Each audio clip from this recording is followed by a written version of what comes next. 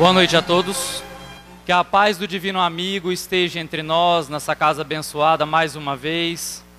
Que possamos hoje falar um pouco sobre o Evangelho Divino do Mestre, tentar aprender um pouco mais sobre os ensinamentos que Allan Kardec trouxe como codificador através da espiritualidade a serviço do Cristo.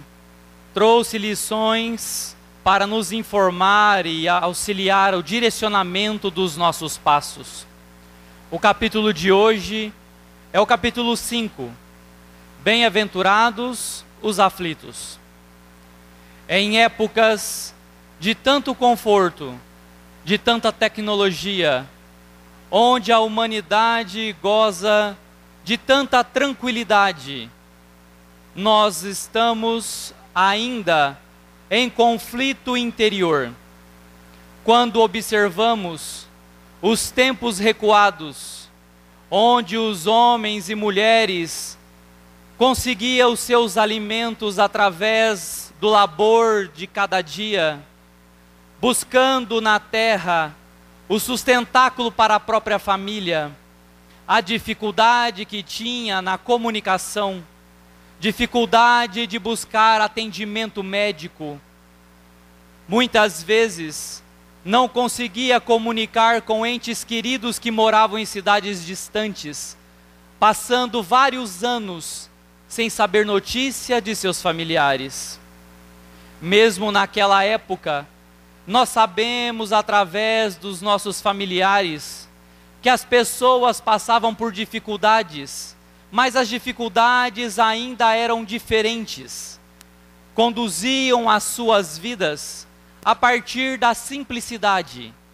Tinham pouco, mas a religiosidade acalentava os corações, norteando os passos das famílias, muitas vezes hoje esquecidas.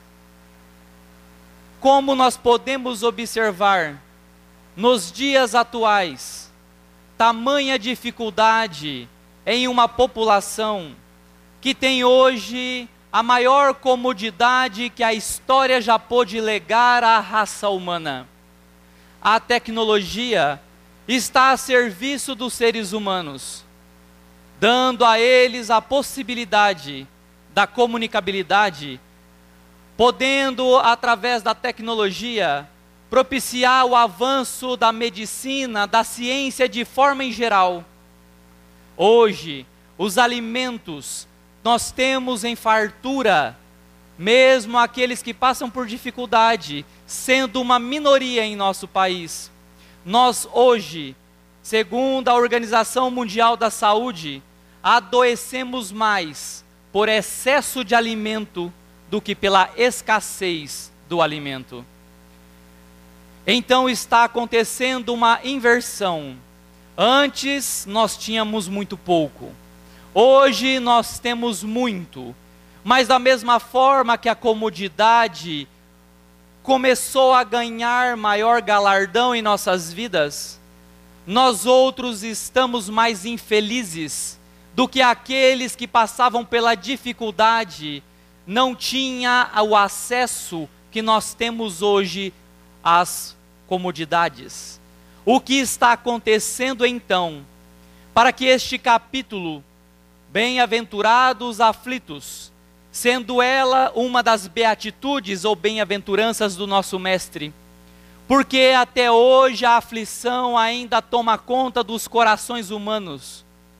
Quantas pessoas estão procurando através da ideação suicida, buscando a mutilação, a tristeza, a melancolia, o isolamento, a depressão e até mesmo as vias de fato do suicídio, atentando contra a vida, que é uma vida que não é nossa, mas é uma vida emprestada de Deus, que somente Deus poderia retirá-la quando lhe apraz. Cabe a nós então buscarmos a razão das nossas vidas. O vazio existencial é para todos a doença do novo século. Nós nos entupimos de modernidade, Temos de tudo, mas não temos nada que acalenta os nossos corações.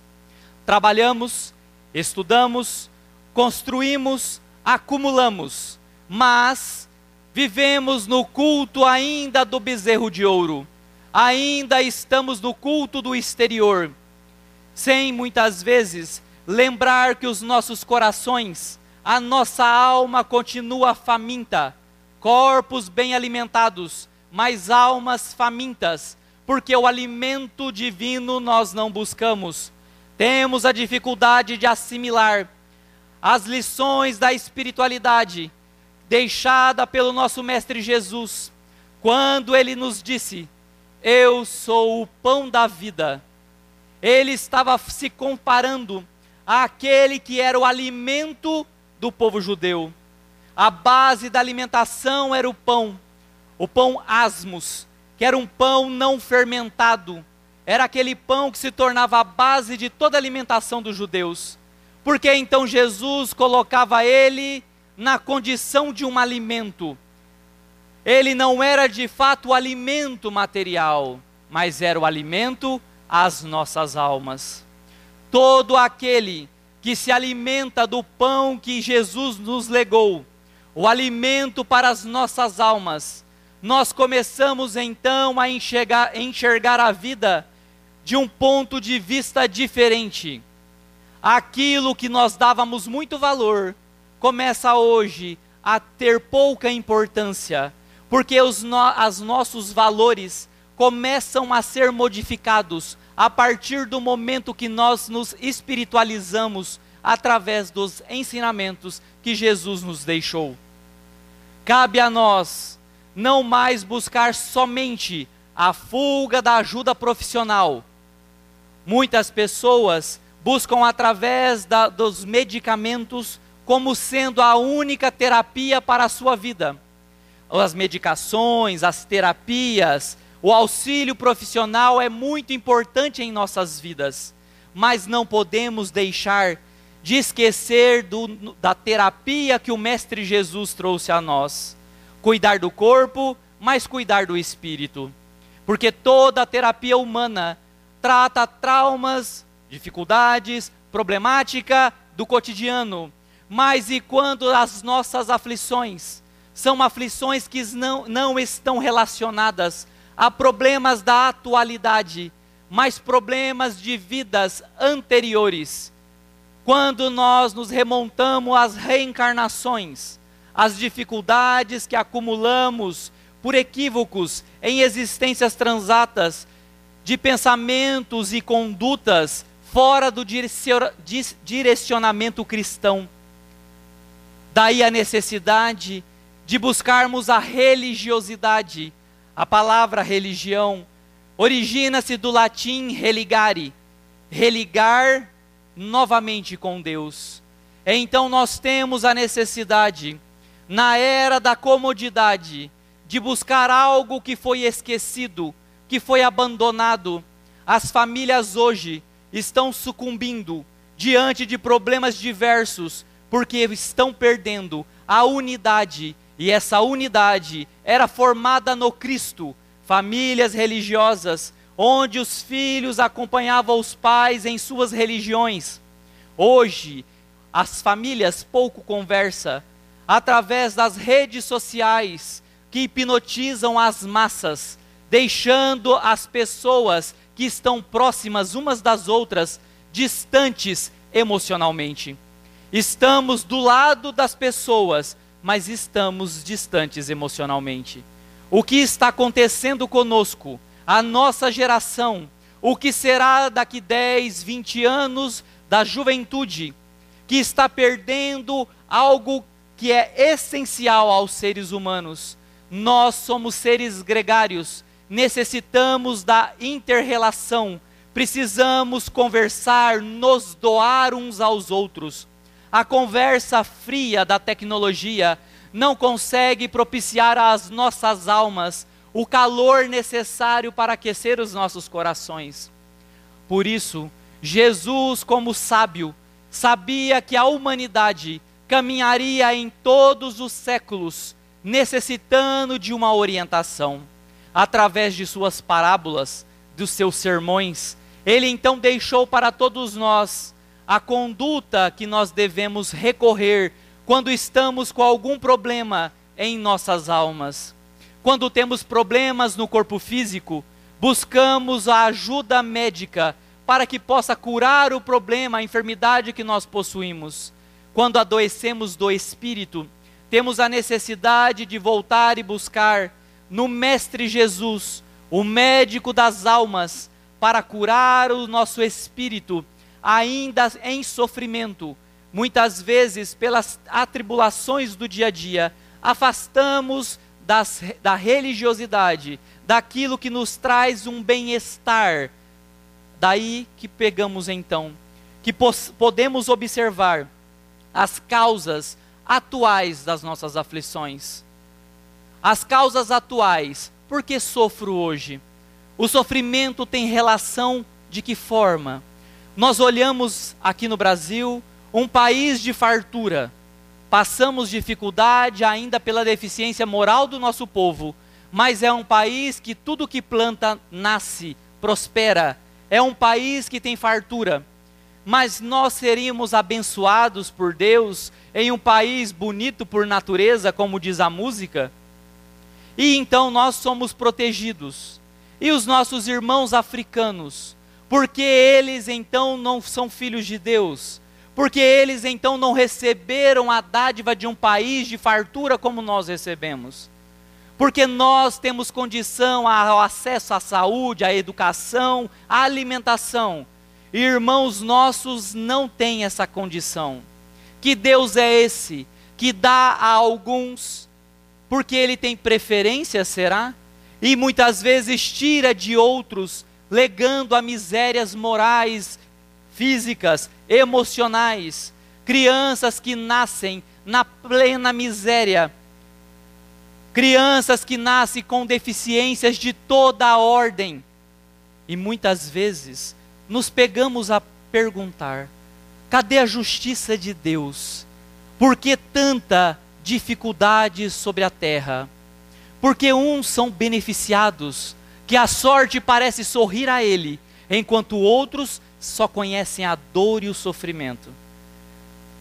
Então, a doutrina espírita traz a palavra que nos faz crer em Deus, porque sem ela não acreditaríamos em um Deus bom, mas um Deus que tem suas preferências.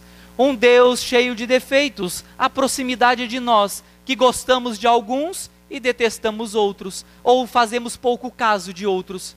Então Deus também comportaria assim? Logicamente que não. Era a falta da compreensão das leis de Deus. Então Kardec, cumprindo a promessa do Mestre Jesus: eu vos enviarei um outro Consolador prometido, que ficará convosco eternamente, para vos guiar. Então esta doutrina nos trouxe a palavra reencarnação, criada por Allan Kardec. A reencarnação, o ato da multiplicidade das existências, é um fato que sempre existiu, mas foi nominada por Allan Kardec. Então, através da crença nas vidas passadas e sabemos das vidas futuras que virão, nós conseguimos então buscar em uma justiça divina o porquê do sofrimento e das desigualdades na terra. Então, por que sofremos hoje? Nós temos duas formas de analisar. Hoje nós podemos sofrer por erros desta própria encarnação, que nós equivocamos nas escolhas. Mas se nada foi feito nesta encarnação, então ela remonta uma causa anterior. Nós temos então um problema em uma vida passada, que acumulamos para esta vida. Nós podemos observar, se eu não me engano, no Evangelho de João, capítulo 9, o cego de Siloé, onde Jesus estava próximo ao poço de Siloé. E os apóstolos perguntaram a Jesus: mestre, vendo um cego de nascença, os discípulos perguntam: mestre, este nasceu cego de nascença porque ele pecou ou foram os pais deles quem pecou? Aí então nós começamos a analisar a resposta do Cristo. Nem foi ele quem pecou, nem foram os pais. Ele veio assim para a graça de Deus. Então, como que nós podemos compreender que aquele cego de nascença, os apóstolos perguntariam: Senhor, foi ele que pecou? Mas pecou como, se ele acabou de nascer cego? Sendo que só existe uma vida. Se parar por esse princípio de uma só vida, como que o apóstolo poderia perguntar a Jesus se foi ele quem pecou, se ele nasceu cego, não teve nem tempo de pecar? Jesus então responde: nem foi ele que pecou, nem os pais. Mas ele era um espírito voluntário que, ao reencarnar, pediu para nascer cego, para que ao encontro com Jesus pudesse receber a cura. Era um espírito missionário. Então traz para nós essa passagem que eles eram reencarnacionistas, sabiam das vidas passadas. Se nós podemos observar que uma pessoa, ela não cuida da saúde, é sedentária, se alimenta mal, fica hipertensa, diabética, obesa, aí fala: Deus me castigou. Não, é um problema que você procurou. Foi a sua mal escolha que terá as consequências que você tem que passar. Aí as pessoas falam assim: mas o que será que eu fiz na outra vida? Não fez nada, é dessa mesmo. Foi a escolha equivocada desta vida. Foi a negligência com o corpo físico que hoje nós estamos resgatando. Nem tudo é vida passada. Muitas vezes olhamos para uma pessoa e falamos assim: não fui com a cara dele, deve ter sido meu inimigo no passado. Muitas vezes é ignorância nossa, é intolerância nossa. E nós é muito mais fácil jogar para a reencarnação passada. Ah, porque foi na vida passada, deve ter me prejudicado. Porque nós não prejudicamos ninguém, é os outros que nos prejudicam. Então nós podemos observar que as causas atuais das aflições são as escolhas equivocadas que muitas vezes nós acumulamos em uma existência. E quando vai chegando a uma certa idade, a velhice, aí todas as más escolhas da juventude terão consequências e impactos na nossa idade madura e na nossa velhice. Então nós começamos a observar as causas então anteriores das aflições. Quantas crianças nascem com problemas desde pequena, problemas congênitos. Da onde vem a problemática? Ah, mas foi o pai quem errou, o pai era ignorante, o filho veio para pagar. Se a nossa legislação humana ignorante ainda falha, se o pai mata, o filho vai para a cadeia no lugar do pai? Não. É o pai que responde para a lei humana. Porque para a lei de Deus, o pai comete os erros e o filho viria experienciar no lugar do pai que cometeu as falhas. O filho sofre para servir de exemplo para o pai. Não tem nada a ver. As causas são anteriores ao sofrimento daquela criança. Nós somos espíritos individuais. Sofremos pelas nossas escolhas. Nós temos o livre arbítrio, que é o direito de escolha em nossas vidas. Se eu quiser me jogar na frente de um carro, Deus não vai parar e falar assim: não vai. É uma escolha minha. Eu tenho direito à escolha, mas eu sou extremamente responsável pela escolha equivocada que eu fiz. Então nós começamos a observar que Deus não perdoa ninguém. Porque nós trazemos ainda aquela cultura ancestral que Deus perdoa. Mas por que Ele perdoa? Porque todo aquele que tem que perdoar é aquele que se sente ofendido. Quer dizer então que Deus se ofende? Então Deus não é mais Deus? Porque se Ele tem que perdoar é porque Ele ficou ofendido por algum motivo. Deus não perdoa porque Ele não tem necessidade de perdoar ninguém. Todos os nossos atos impensados não ofendem a Deus, não tem a necessidade de Deus nos perdoar. E muitas vezes nós trazemos ainda a cultura ancestral das religiões dominantes, que pediu perdão para Deus e está zerado aquilo que você fez de errado. Não está não. O mal que você fez só será apagado quando você fizer o bem que compense o mal que você fez. Está em suas mãos. O bem que se faz apaga o mal que se fez. Não interessa o erro que você cometeu em sua vida, seja nesta ou na vida passada. É um prato de balança que, a partir do momento que você tem muito mal nas suas práticas, você começa a praticar o bem, você equilibra e muitas vezes até elimina o mal que você praticou através do ato bom. Então Deus nos dá a oportunidade da reencarnação. É o aluno que reprovou na sua série. Então, porque ele reprovou, ele vai ser banido da escola? Não. Ele tem uma nova oportunidade de refazer aquele ano e dar sequência ao seu aprendizado. A mesma coisa em nossas vidas. Se eu errei em vidas passadas, Deus me dará a oportunidade, a nova chance da nova vida, um novo recomeço. Mas aí as pessoas falam assim, se eu vivi tantas vidas assim, por que eu não lembro de nada? Porque eu deveria lembrar. Mas é a bondade de Deus a nos proteger das lembranças terríveis que nós cometemos. Imagina se você hoje olhasse para o seu filho e lembrasse, ele foi o assassino da tua vida anterior. Na primeira oportunidade, você fugiria de perto dele. Ou olhasse para a sua esposa, tão bela e terna, e soubesse que ela te traiu em vida passada, toda a problemática voltaria à tona. Então é uma proteção que nós começamos da estaca zero para uma nova chance, uma nova vida. Mas nós temos as tendências. Você vê gêmeos univitelinos, iguais, perfeitamente iguais no corpo físico, mas as almas totalmente diferentes. Personalidade diferente. O corpo procede do corpo, mas o espírito não procede do espírito. Eu lembro de um caso antigo que aconteceu de duas criancinhas gêmeas. Uma matou a formiga. E a outra em desespero gritava, matou a formiga, que dó, matou a formiguinha. E o outro com cara de alienado porque matou uma formiga. Para um tinha sentimento que era uma vida que perdia, para o outro era uma coisa indiferente para ele. Duas almas, dois corpos iguais, duas almas diferentes.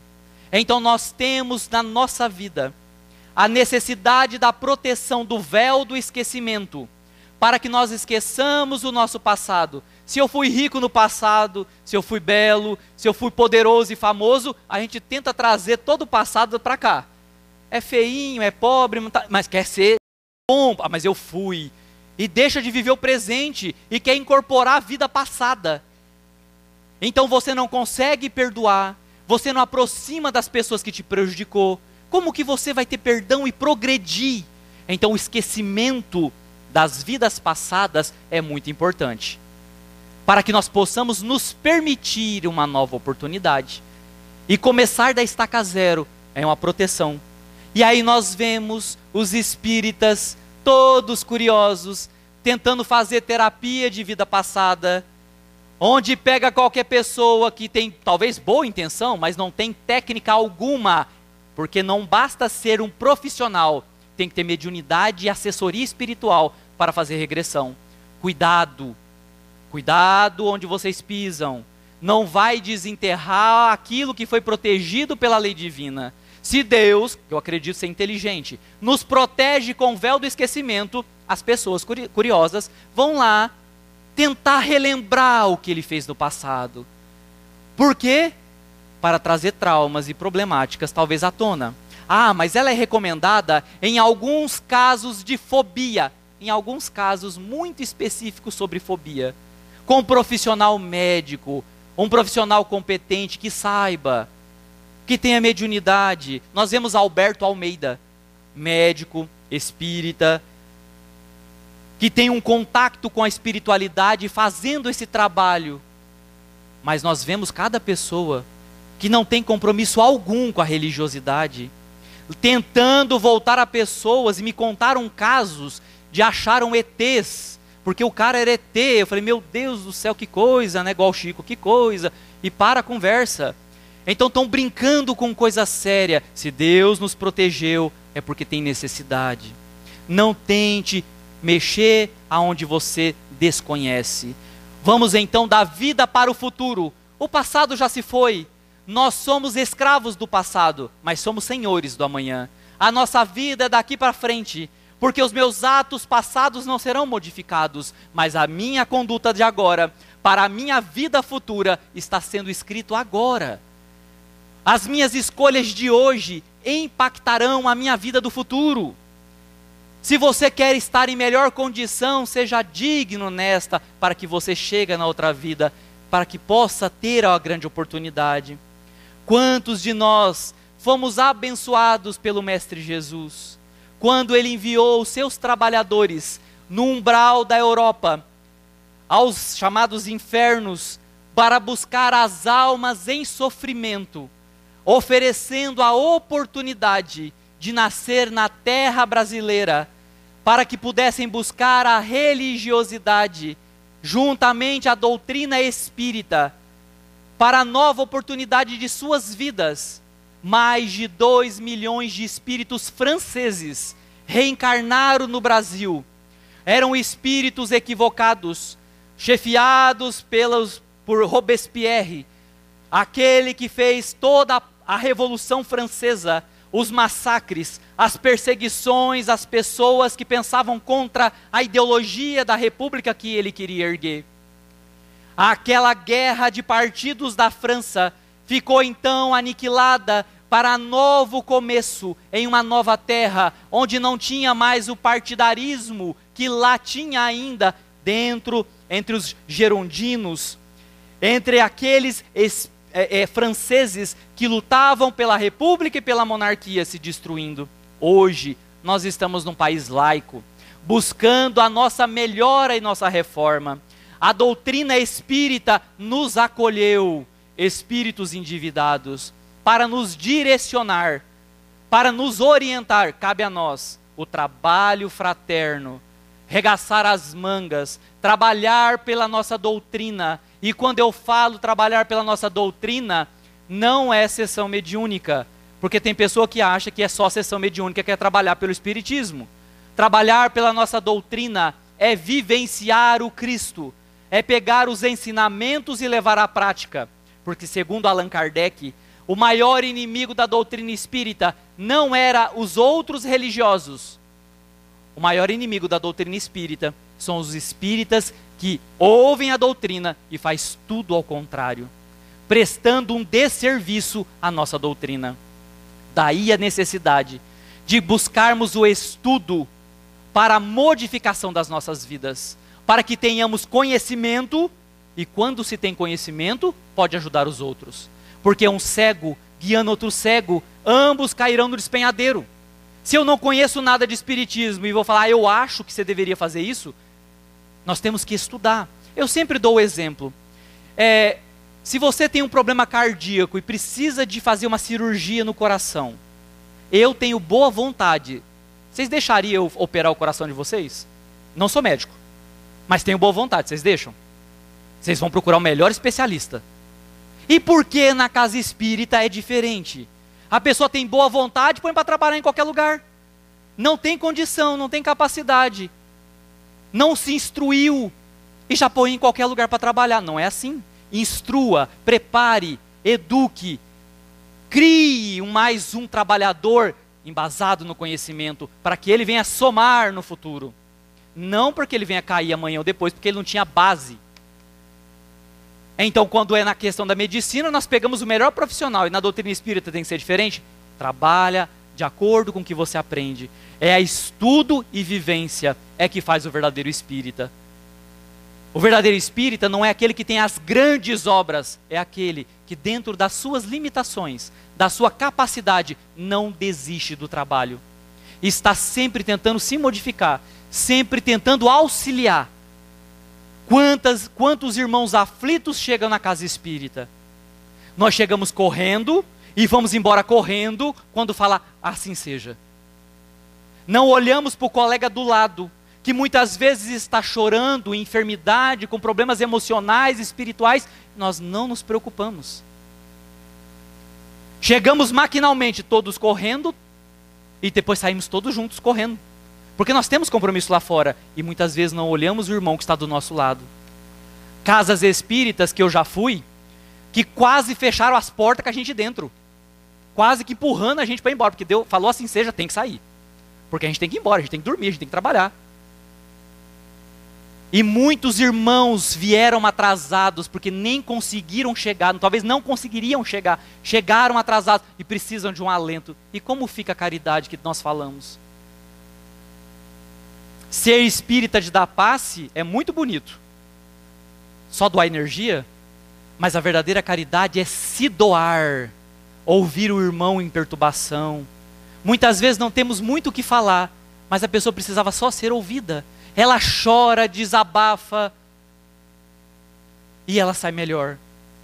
Precisamos de empatia em nossas vidas, nos colocar no lugar dos outros, porque é importante para a minha vida eu, e os outros é depois de mim. Mas nós temos que começar a fazer o contrário, calçar as sandálias dos outros. Por que a pessoa é revoltada? Por que ela é difícil? O que aconteceu na vida dela para ela se comportar daquela forma? Alguma coisa aconteceu. Ninguém é mau.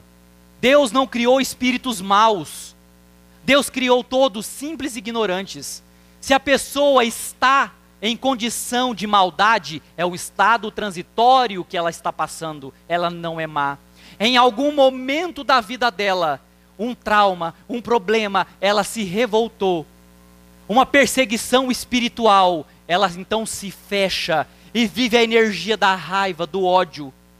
Então nós vamos viver só com aqueles que são equilibrados. Aqueles que são desequilibrados, nós não queremos contato. Então o Mestre Jesus andava com quem? Jesus andava com leprosos, com cegos, com publicanos, com pecadores, com mulheres equivocadas, mas nós, cristãos, queremos andar somente com aqueles que são equilibrados. Nós não estamos fazendo o trabalho inverso, porque o Cristo nos ensina a ir aos doentes, e nós estamos afastando dos doentes. Nós nunca temos tempo para nos doar aos nossos irmãos. A caridade, que é a esmola dada aos pobres, é a mais fácil de todas as caridades. Mas a mais penosa de todas é aquela de se doar, não é mais dar coisas, é se doar. É um processo evolutivo. A pessoa começa dando e depois ela começa a aprender a se doar. Não é mais dar coisas, mas dar atenção, dar o afeto, o carinho que tantas pessoas necessitam. Então Jesus deixou um exemplo. Eu acredito assim, quando Jesus passou estava tudo planejado perfeitamente, ele sabia que uma pessoa auxiliaria ele para ele deixar uma lição. Jesus foi auxiliado. Jesus foi auxiliado por um homem chamado Simão o Cirineu. Aquele homem que carrega a cruz do Mestre. Por que Jesus então permite a um homem que curava, um homem que tinha uma força espiritual, precisava tombar e não carregar uma cruz? Se ele quisesse, ele conseguia estancar o próprio sangramento. Ele curava as outras pessoas, se ele quisesse, ele curava a si mesmo. Ele carregava aquela cruz com uma mão só. Mas ele precisava dar o exemplo. Ele precisava de exemplos. Então Jesus tomba para que alguém o auxiliasse. Para que todos nós entendamos que nós vamos tombar um dia. E todos nós, vamos necessitar de alguém. Nós tanto podemos ser o Cirineu na vida de alguém, como nós podemos necessitar de um Cirineu em nossas vidas. Precisamos de todos. Então nós podemos observar que Cirene era uma colônia grega no norte da África. Ela foi fundada em 631 pelos gregos, no país que hoje nós conhecemos como Líbia. Tinham difícil acesso porque os cartagineses causavam grandes problemas ao acesso. No ano de 75 a.C., o Império Romano então coloniza aquela área, derrotando a Aníbal, o cartaginês. Então colocando uma província romana em Cirene. Então Simão, que tinha dificuldades financeiras naquela região, buscou justamente mudar para Jerusalém, na época da Páscoa. Comprou um pequeno lote onde a água era escassa. Tinha problema sério na agricultura. Tinha 2 filhos, uma esposa, e ele era um grande trabalhador.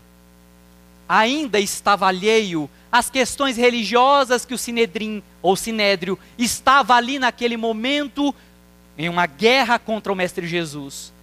Ele então chega em um dia onde a soldadesca romana, a pé, a cavalo, estava conduzindo 3 homens ensanguentados, com uma cruz em seus ombros. Ele então fica sem saber. Ele ouviu falar de Jesus, mas não o conhecia. Esse homem olha para o Cristo e sente dó em seu coração, porque o prisioneiro, porque a crucificação, ou crucifixão, era a pior de todas as práticas de morte, de condenação. Somente os terríveis condenados morreriam daquela forma. Jesus então foi condenado ao pior de todas as condenações para sofrer. E ele olhava aquele homem que tinha a fisionomia pacífica. Quando tomava chibatadas, continuava sereno. Olhava com um olhar dulcificante aos seus algozes. Quem era aquele homem? Será que tudo que ele ouviu falar sobre o Messias era verdade? Será que ele então era o Filho de Deus? O que estava acontecendo?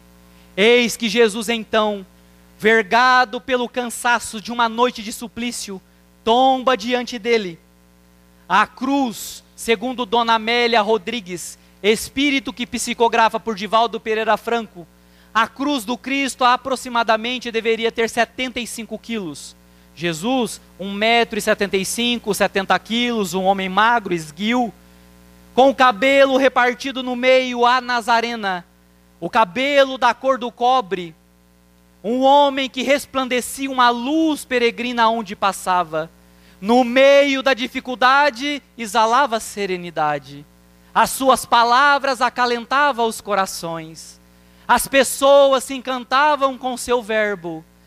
A todos aqueles aflitos, quando ouvia a palavra canora do nosso mestre, sentia um bálsamo em suas feridas da alma. Naquele momento, então, Jesus tombado à sua frente, um soldado romano, com dó daquele prisioneiro, que em momento algum mostrava ódio ou agressividade àqueles que o supliciavam. Ele então olha para Simão o Cirineu e fala: tu, carregue a cruz do prisioneiro. Ele se sente incomodado, porque a crucificação era uma vergonha. Carregar a cruz então também era vergonhoso. Ele mal chegara à cidade de Jerusalém. O que seria dele agora diante das pessoas? Carregaria a cruz de um estranho, de um prisioneiro condenado. O que ele poderia fazer diante da sua família se alguém soubesse? Seria motivo de chacota, de vergonha para todos. Mesmo assim, uma ordem dada pelo exército romano jamais poderia ser contrariada. Ele pega, olha para os olhos daquele homem tombado ao chão, sente algo diferente em sua alma.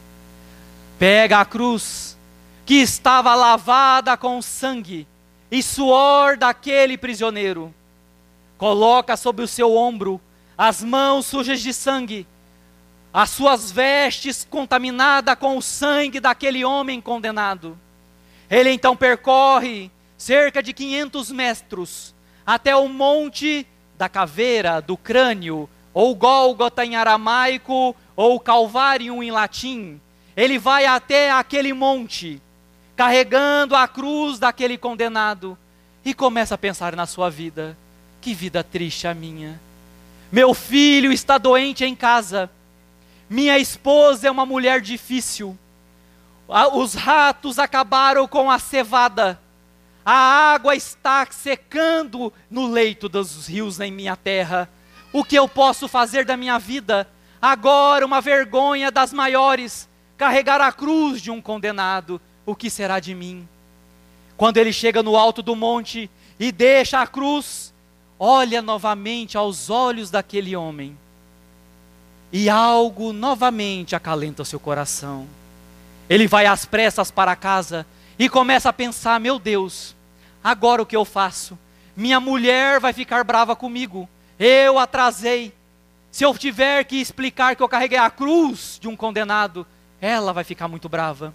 Então ele chega e olha ao semblante da esposa, carrancuda, fechada, pronta para a guerra. Ele então chega e toca com a mão ainda com resquícios de sangue do condenado que estava carregando a cruz. Ele toca o ombro da esposa e ela sorri imediatamente. O semblante muda, a mulher se transforma em outra. começa a conversar com o marido como uma pessoa amorosa, aquela dos tempos da juventude que ele conheceu. Ele nota algo diferente. Mas lembra do filho que era devorado pelas febres. Sai daquele momento e vai ver o filho no quarto. Chegando ao quarto, a criança convalescente, meio dormindo, acordada, sobre pesadelos que as febres o devoravam. Ele então olha para o pai e tenta se levantar. O pai abraça o filho, coloca a cabeça do filho sobre o ombro que carregou a cruz do nosso Senhor. E naquele momento, aquela criança modifica a sua estrutura. A febre, como milagre, desaparece. A criança sorri. Era mais de uma semana convalescente na cama. A criança levanta e fala: pai, eu tenho fome. E ele começa a pensar: o que está acontecendo comigo? O que acontece com a minha família? Dias depois, uma mulher e um jovem bate palma em sua casa. Era Maria de Nazaré, acompanhada do jovem João, que viera abraçar aquele que ajudara a carregar a cruz do seu filho. Aquela nobre senhora se ajoelha diante daquele benfeitor do seu filho, beijando a mão daquele que auxiliou. E ele então descobre que aquela era a mãe do condenado. Dias depois, amigos do Cristo quiseram conhecer aquele que carregara a cruz do nosso Senhor. Os inimigos de Jesus também vieram para tentar explicar a forma do milagre mentiroso, porque aquilo não podia ser verdade. Ele, não preocupado com isso, começa a cavar um poço em sua propriedade, porque a água estava acabando. Acha uma ânfora lotada com ouro enterrada em sua propriedade.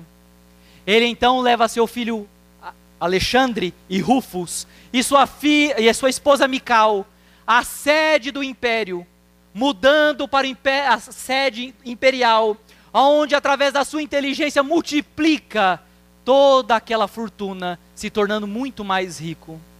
Tempos depois, nós podemos ver o apóstolo Paulo de Tarso, o apóstolo dos gentios, na cidade eterna, levando a palavra da boa nova aos corações. Eis que a casa agora estava convertida. Alexandre e Rufus, Mical, e tinha ouvido a palavra flamejante daquele apóstolo. Então começaram a se tornar cristãos. Com o dinheiro que ele possuía, auxiliava as obras de caridade, auxiliava os irmãos em dores que estavam ali em Roma passando necessidade. Na primeira perseguição, no ano de 63, quando Nero institui a perseguição a todos os cristãos, ele é preso, porque as pessoas sabiam que ele era aquele que carregara a cruz do nosso Senhor. Então Nero, ironicamente, fala: já que carregaste uma cruz, merece um madeiro. Deram uma lasca de madeira tosca, que ele foi preso, amarrado, passaram betume, uma substância inflamante rápida, que passaram todo em seu corpo e atearam fogo. Ele então morreu para testemunhar a fé que ele tinha no nosso Salvador, que continua até hoje a nos salvar da dor e do sofrimento. Queridos irmãos, independente das nossas aflições, o Mestre Jesus está de braços abertos a nos amparar e nos acolher. Tenhamos fé, busquemos o consolo através da oração, das palavras edificantes do seu Evangelho, para que possamos ter a força necessária de vencer as nossas provações, nos fortalecendo para o dia da alvorada, do novo mundo que se aproxima. Que sejamos então trabalhadores fiéis do nosso Mestre, que possamos lembrar dos cristãos primitivos, que enfrentavam todas as dores, dando seus corpos à morte por amor ao Cristo. Hoje, Jesus não nos pede mais isso, não nos pede para enfrentar leões nas arenas. Ele pede algo tão simples e parece tão difícil: amai vós uns aos outros. Perdoe os vossos irmãos, ame-os, não cobre. Essa é a nossa missão, é enfrentar os leões que moram em nosso coração, para que possamos combater o ódio, o orgulho e o egoísmo, e assim alçar voos ao infinito, como almas elevadas, deixando para trás os grilhões da imperfeição que nos atravanca o processo evolutivo. Que o nosso Senhor Jesus Cristo abençoe a todos nós e as nossas famílias, abençoe a nossa casa, para que ela continue sendo a mãe, a abrir os braços e acolher os filhos em necessidades, encarnados e desencarnados. Que Jesus esteja conosco, hoje, agora e sempre, que assim seja.